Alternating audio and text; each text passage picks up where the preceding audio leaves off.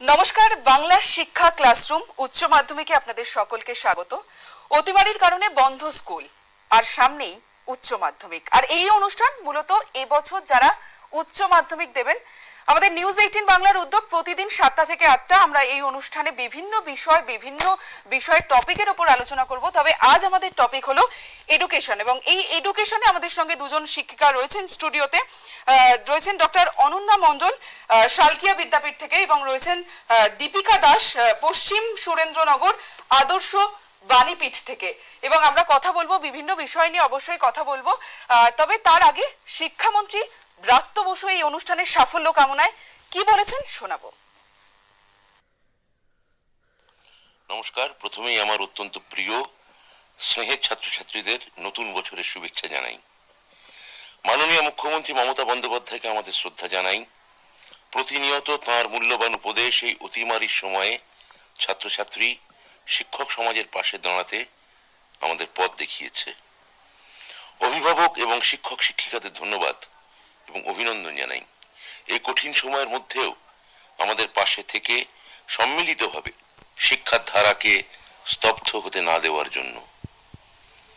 এটা বলার অপেক্ষা রাখে না যে করোনা সংক্রমণে আজ সারা বিশ্ব অভূতপূর্ব এক পরিস্থিতির সম্মুখীন হয়েছে। এই অতিমারী পরিস্থিতিতে বিশ্বের প্রতিটি ক্ষেত্রই ক্ষতিগ্রস্ত হয়েছে, কিন্তু শিক্ষাক্ষেত্রে ক্ষতি সম্ভবত অপূরণীয়।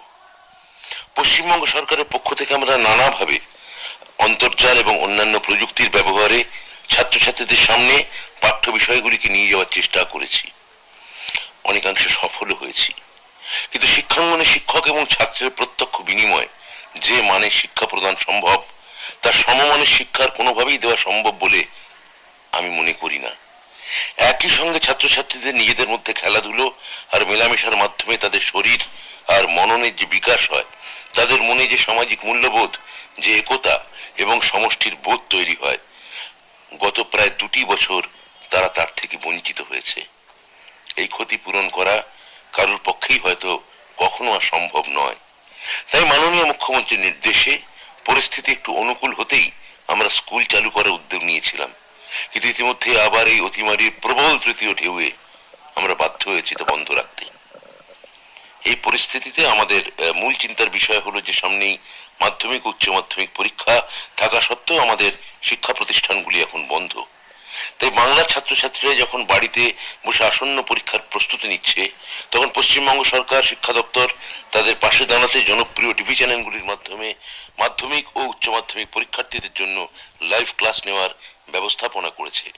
বাংলার প্রথিতযশা নিউজ 18 বাংলা এগিয়ে এসেছেন আমাদের এই মহতী প্রচেষ্টায় সহযোগী হতে।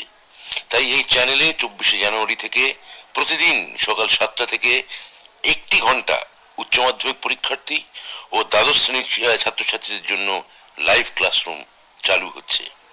সপ্তাহে প্রতিদিন, এমনকি রবিবারেও এই ক্লাসরুম চলবে।